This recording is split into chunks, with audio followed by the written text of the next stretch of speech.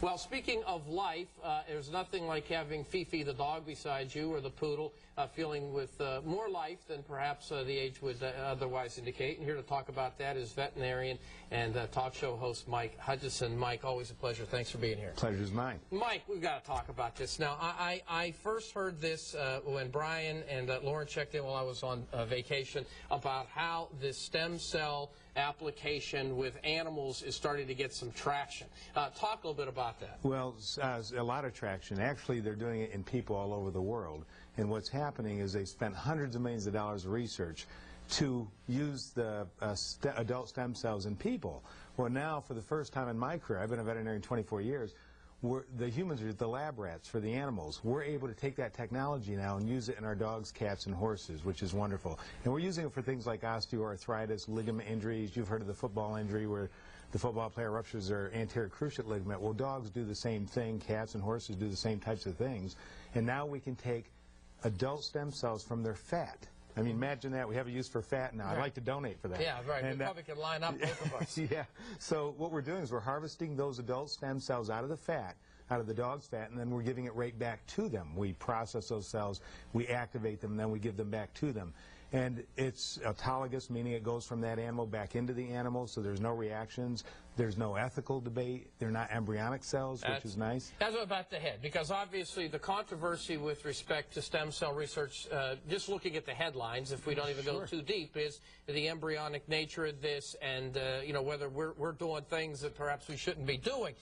But what you're saying is, look, this is useless fat that basically can be taken out. You shake it up, you come out with the stem cells, you re-inject it, and all of a sudden the poodle's feeling better. Yeah, it's really neat, because if you get to see what I get to see the people. I've done close to 100 procedures so far. I've done the most of any veterinarian in the United States, I'm told, a general practitioner. What we used to do, 2 years ago, we had a process where we'd take the fat out of the animal, dog or a cat or a horse. I don't do the horses, but we do dogs and cats. We'd take the fat out, we'd package it, we'd overnight it to the West Coast, where it would be processed. They would get the cells out, do a count, say they took the fat out on Tuesday, they would get it Wednesday, they would process it, and then they'd ship it back to us, overnight back to us, in syringes ready to inject back into that same animal. Well, you can see the inefficiencies of that. We're going to lose some cells along the way. We're going to have some cell death. We might not get the package. That happened a few times with the blizzards here in western Pennsylvania. Imagine that. Yeah, which is really scary. A scary thought if you take an older animal and you put them under general anesthesia to collect that fat. Now, if I don't get those cells back, I have a problem.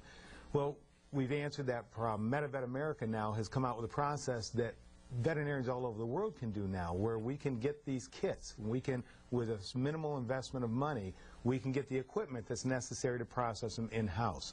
And then we can take them out of that animal. I did one this morning, and 4 hours later I injected it back. Well, actually about 3 hours later, 4 hours later, the dog was able to go home. So it's pretty neat stuff. It's almost like sci-fi. No, it sounds a little bit like that, but I have to say that when I first started the research on this, and you've mentioned worldwide a couple of different times, this outfit, is it MedVet? Yeah. And MedVet America, but there's the actual organization is based in what, Sydney, Australia? They started this in Australia. The researchers actually were flown over to my clinic here in Cranberry Township. This is the truth, back in March, because I was one of the leading practitioners for the stem cells using the old process that we were sending out. And I said, listen, guys, it sounds great, but I got to see it. I worked in research for 5 years. I got to see it myself. I got to have independent validations. I know what you're saying sounds good. Well, we're getting millions more cells per gram of fat, which is incredible. We're probably getting 400 to 500%, and in some cases 2,000% more cells. They're not dying. We're probably getting 95 to 98% of them that are going back into that animal within hours. And we're just seeing these results very, very quickly. And you mentioned this at the outset. You mentioned about ligament injuries and degeneration, arthritis. I mean, just basically, we're going to go with dogs for the purpose of our conversation. Okay, right. We know the application is broader than that. But very quickly, it seems as if it is restoring cells and allowing the replenishing of that, particularly in those affected areas where the degeneration is a natural occurrence. Right, that's absolutely right. Aging is a process of degeneration. What these adult stem cells are there for is to repair. They're just a bunch of repair cells. So we put in millions of these repair cells. They're unbiased. They will go to those areas and they'll try to transform that cartilage, make new cartilage. They'll reduce inflammation, they'll reduce scar tissue, and it's dramatic. And the most dramatic thing that I've seen is how much pain it reduces.